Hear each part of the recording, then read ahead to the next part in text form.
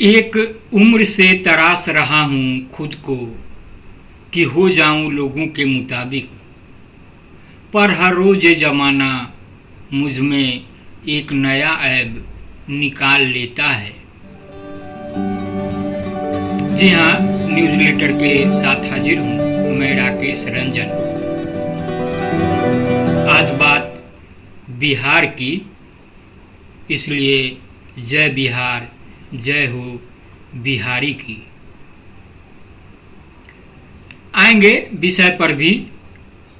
फिलवक्त जो कुछ मैं आपको सुना रहा हूँ उससे आप अनुमान लगाइए कि आज मैं बात क्या करने वाला हूँ।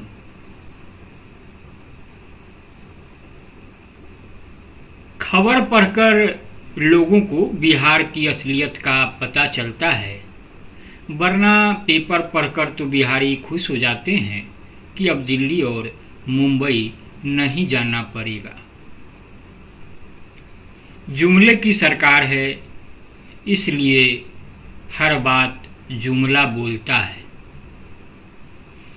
अखबार पढ़कर मैंने भी आज एक गरीब मरीज को, जिसे हार्ट अटैक आया था, इसके एमसीएच भेजा था, लेकिन घंटे भर के भीतर मुझे फ़ोन कर बताया कि इसके एमसीएच में हार्ट का इलाज नहीं होता है। डॉक्टरों ने बताया। मैं काफ़ी मायूस हो गया।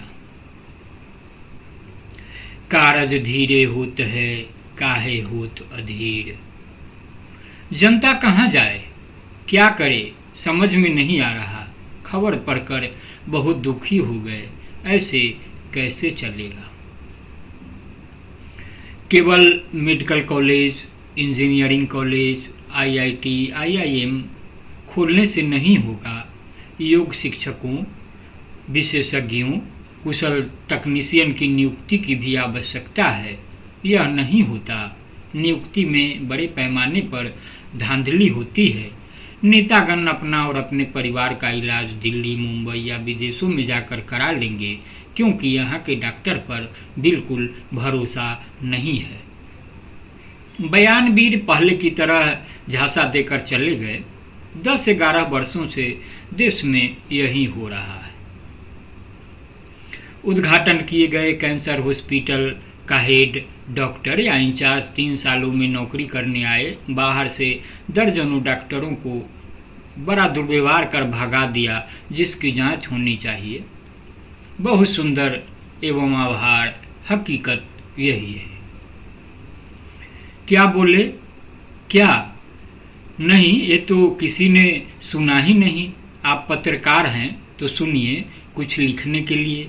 यहाँ की जनता काफ़ी सहनशील है। सही बोले या कोई गलत, केवल कागजी आरक्षण कोई छीनने की बात न कहे, मात्र इसी पर कान खड़ा हो जाता है, भले बात सही हो या गलत हो।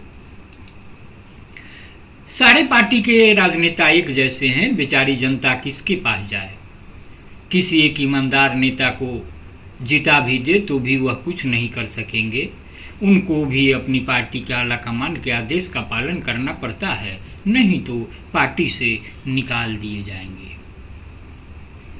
बिहार के सभी जनप्रतिनिधि और उनके परिवार का इलाज बिहार में ही होगा। दिल्ली और विदेश नहीं जाना पड़ेगा। जैसे उन लोगों के बच्चे सभी सरकारी विद्यालय में पढ़ाई करते हैं, राजनीति में झंडा लेकर गांव गांव घर घर रैली में घूमते हैं, बड़ा बड़ा अपराध करते हैं, कोई सजा नहीं, जेल भी नहीं जाना पड़ता। ऐसे जनप्रतिनिधि के परिवार को सपना देखते रहें। ये सब जायज चर्चा करके कोई फायदा नहीं है। अब चर्चा का विषय है कि नीतीश कुमार बिहार के विकास के लिए कुछ दिनों से मौन व्रत पर हैं। उन्होंने सबसे कमजोर कड़ी केसे त्यागी को कुछ आपत्ति सरकार के विरुद्ध दर्ज करने के लिए कहा है। वैसे ही उन्होंने हथियार डाल दिया। अब कैसे पलटी मारे, इसके लिए भूमिका तलाश रहे हैं। माननीय नीतीश कुमार जी मोदी और अमित शाह वाली आरती और भजन से उब गए हैं। किसी तरह मौजूदा सरकार को गिराकर कॉन्ट्रैक्ट के आधार पर ही सही कुछ दिनों के लिए प्रधानमंत्री बन जाए, यही उनकी ख्वाहिश है। और इसके सिवा उन्हें बिहार का विकास क्या, उन्हें अपने बेटा भी नहीं दिखाई दे रहा होगा। हॉस्पिटल, डॉक्टर, नर्सिंग स्टाफ, आम जनता, सड़क, नाला, शिक्षा, रोजगार, पलायन, बिहार के गांवों में तालाबंदी तो बहुत दूर की बात है।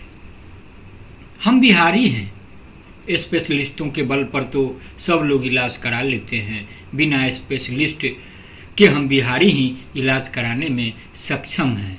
आप देखते होंगे कि आपके शहर में जो भी सबसे गया गुजरा डॉक्टर है उसके यहाँ सबसे ज़्यादा भीड़ है, कारण उसकी जाति की संख्या अधिक है। अमृतकाल की जय जय। सर, इस देश में झांसा पर ही काम निकल जा रहा है। अब दिल्ली के लोग बिहार जाएंगे इलाज कराने।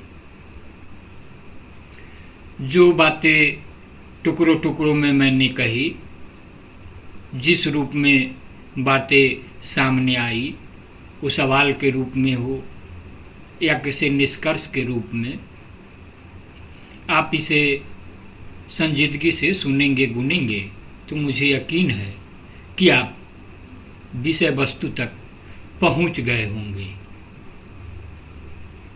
अगर नहीं तो मैं आपको बता दूं कि जो सारी बातें हैं निकल कर आई है वह भाजपा के राष्ट्रीय अध्यक्ष और केंद्रीय मंत्री जेपी नड्डा के बिहार दौरे के बाद आई है। खास तौर से मुजफ्फरपुर के दौरे के बाद, जब वहां उन्होंने श्री कृष्ण मेडिकल कॉलेज अस्पताल में कई सुविधाओं का उद्घाटन, शिलान्यास किया और मीडिया में यह बातें आई कि अब महत्वपूर्ण बीमारियों के लिए, गंभीर बीमारियों के लिए लोगों को बाहर नहीं जाना पड़ेगा, भटकने की कोई ज़रूरत नहीं है, यहीं इलाज होगा। खास तौर से जेपी नड्डा का यह तोहफा उत्तर बिहार के लोगों के लिए है। आपने अखबारों की सुर्खियां देखी होगी और फिर जो ये बातें कही गई है उससे मिलान करेंगे तो आपको सहसा विश्वास नहीं होगा कि जो बातें अखबार में कही गई वह सही थी, या जो मैं कह रहा हूँ या जो बातें प्रतिक्रिया के रूप में आई है वह सही है। लेकिन जो मैं कह रहा हूँ, जो सुना रहा हूँ, वही सही है। अखबारों का जो मूल धर्म है वह धर्म नहीं रहा। खबरों को बड़े ही तरीके से परोसना किसी के पक्ष में क्या, उसमें जन पक्ष की बात तो हो ही नहीं सकती है, तो शासन के पक्ष में, सियासत के पक्ष में।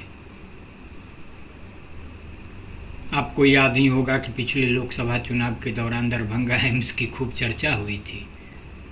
पूर्णिया में तो भाजपा के एक बड़े वाले नेता ने, जिनकी जोड़ी काफ़ी मशहूर है, उन्होंने यहाँ तक पूछ लिया था जो सभा में उपस्थित लोग थे कि जब पूर्णिया में हवाई अड्डा बन गया है, हवाई जहाज उड़ने लगी है, तो आपको कैसा लग रहा है? यात्रा में आनंद आ रहा है ना? भीड़ से तालियां भी बजी थी। मुझे नहीं पता कि तालियां बजाने वाले कौन थे। यह हो सकता है कि तालियां बजाने की शुरुआत महामहिम जो नेता थे महोदय, उनके अंध भक्तों से हुई हो और फिर भीड़ में शामिल अन्य लोगों को समझ में नहीं आया हो तो वे भी ताली बजाने में सहभागी हो गए होंगे। ये बिहार है, बिहार का अपना गौरवशाली इतिहास है, वर्तमान भी है।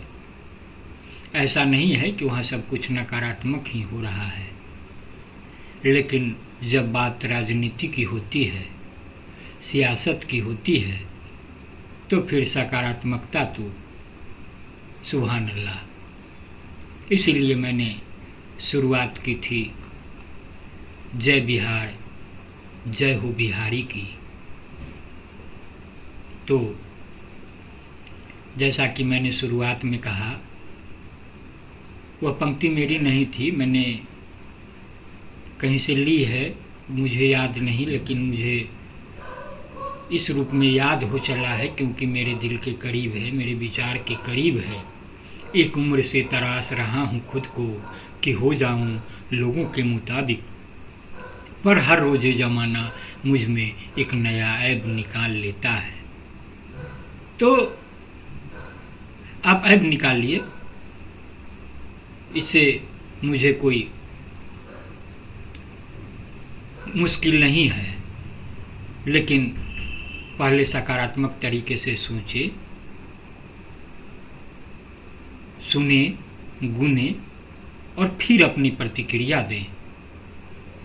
क्योंकि बिहार में एक बार फिर पलटी मार की चर्चा हो रही थी और पलटी मार महोदय ने जेपी नड्डा का हाथ थामते हुए यह भरोसा दिलाया कि 2 बार गलती हो गई, अब गलती नहीं होगी।